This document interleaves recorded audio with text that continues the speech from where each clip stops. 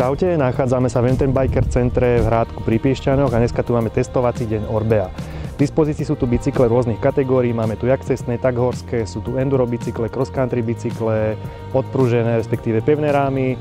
K dispozícii máte rôzne veľkosti bicyklov, netreba si nosiť ani svoje pedále. Pedále vám technici dajú podľa toho, aké máte tretry, nastavia vám výšku posedu, podľa vašej hmotnosti vám nafúkajú vidlicu alebo tlmič a môžete vyraziť. Podmienky na požičanie sú jednoduché, je potrebné sa zaregistrovať dopredu, rezervovať si bicykel, o ktorý máte záujem, potom prídete aspoň s jedným dokladom totožnosti, zaplatíte poplatok a môžete ísť.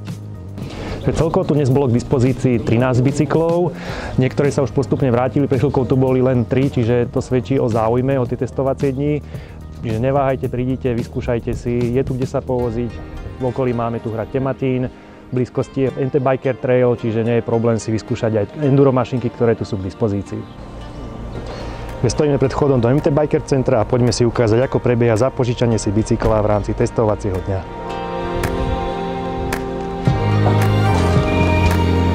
Dobrý deň, mám tu u vás bicykel na testovačku Orbea Oiz a počkaj. Páči sa. Toto je zmluva o nájme, poprosím tvoj doklad totožnosti. Páči sa. Vyplním údaje. Ďakujem.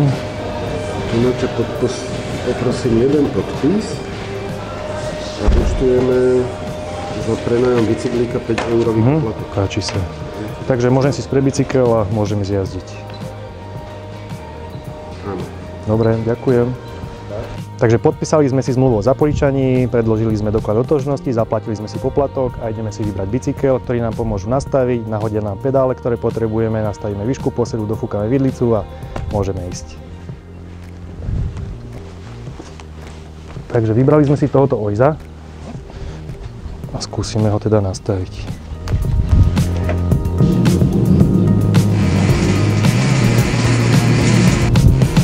Až tak treba.